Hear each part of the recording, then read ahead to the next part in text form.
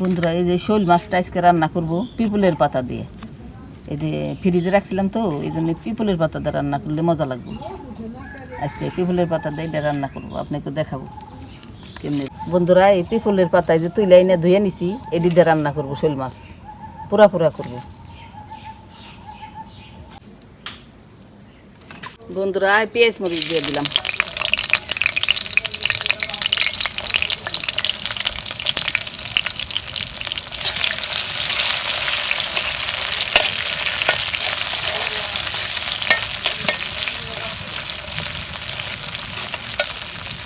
বন্ধুরা এই যে আদা রসুন দিয়ে দিলাম।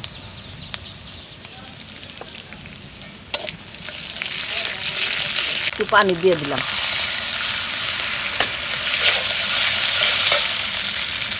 হলুদের ফাঁকি দিলাম, পেঁয়াজের ফাঁকি দিলাম, মরিচের ফাঁকি দিলাম।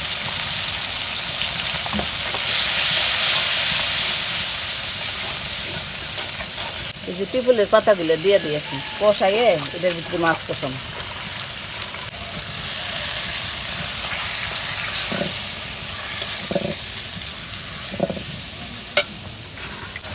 এই পাতাটা দেখেন এই যে কষাইয়ে একটুকু হয়ে গেছে উইনি।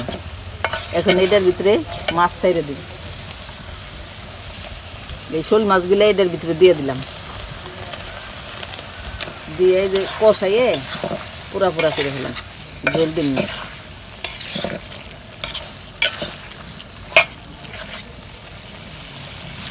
আমি আস্তে আস্তে দিয়ে কষাই নিব, নিয়ে ঢাকনা দিয়ে ডাইকে দিব, অল্প একটু পানি দিব, দিয়ে সেদ্ধ হয়ে যাবে পুরা পুরা।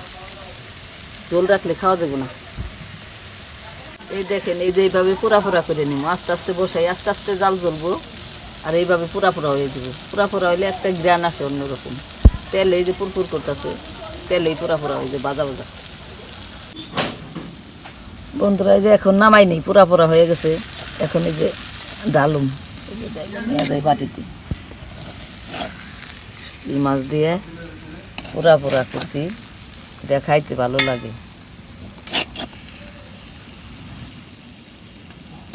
দেয় নামাইছি, কত সুন্দর হয়েছে।